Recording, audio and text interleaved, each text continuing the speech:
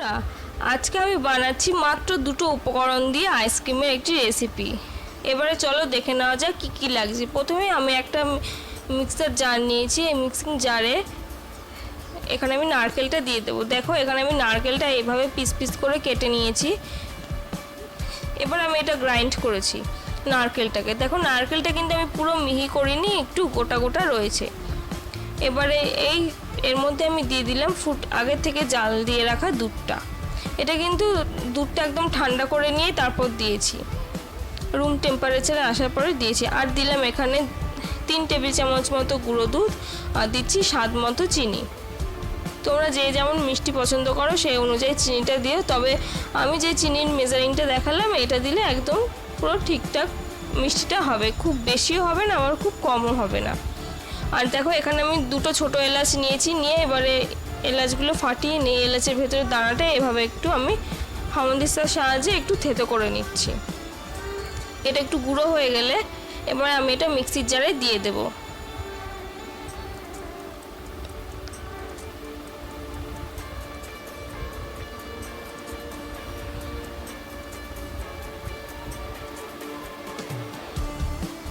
তোমাদের কাছে যদি এলাচের পাউডার থাকে সেক্ষেত্রে তোমরা কিন্তু এলাচের পাউডার দিতে পারো। আমার কাছে নেই বলে আমি সেই জন্য এটা এইভাবে গুঁড়ো করে নিলাম। এটা এবারে সব একসঙ্গে এটা কিন্তু আবারও আমি একটা গ্রাইন্ড করে নেব। দেখো মিক্সির জারে যে নারকেলগুলো লেগেছিল আর কি, সেগুলো আমি সব এক জায়গায় করে নিলাম। করে নিয়ে এবারে আমি এটা আবারও গ্রাইন্ড করে নিচ্ছি। গ্রাইন্ড করা দেখো হয়ে গেছে। দেখো বেশ ভালো করে গ্রাইন্ড হয়েছে, দুধটাও বেশ ফেনা ফেনা মতো তৈরি হয়েছে। ঠিক এরকমই কিন্তু হবে।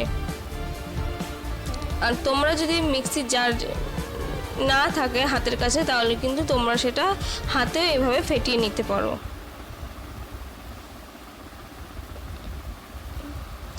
এবারে আমি একটা মেজারিং কাপে ঢেলে নিচ্ছি।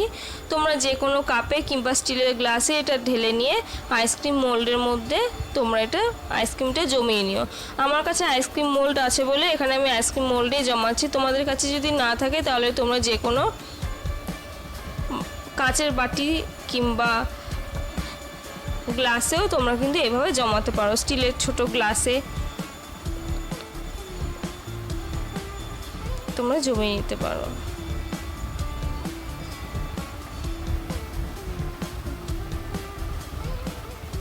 এই যে দেখো আমার এই প্রত্যেকটা মোল্ডে আমার আইসক্রিমের এই মিশ্রণটা ঢালা হয়ে গেছে। এবারে আমি এটা আটকে দিচ্ছি, দিয়ে এটা আমি 12 ঘন্টা রেখে দেবো এটা সেট হওয়ার জন্য।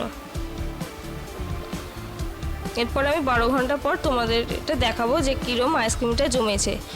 আর এইভাবে তোমরা যদি বাড়িতে আমার এই আইসক্রিমের রেসিপিটা যদি ফলো করে বানাও তাহলে কিন্তু আমি বলবো যে তোমরা দোকানের কেনা আইসক্রিমের কথা একদম ভুলেই যাবে।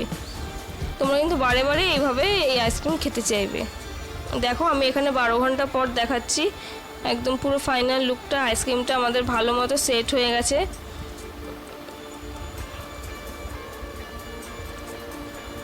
এবার আমি একে একে ডিমোল্ড করে নিচ্ছি আইসক্রিমগুলো।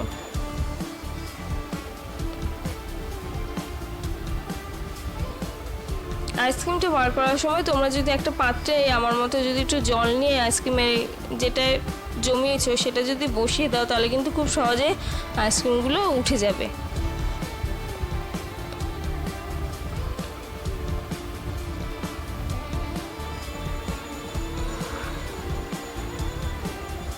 দেখো আমার এরকম সার্ভ করা হয়ে গেছে।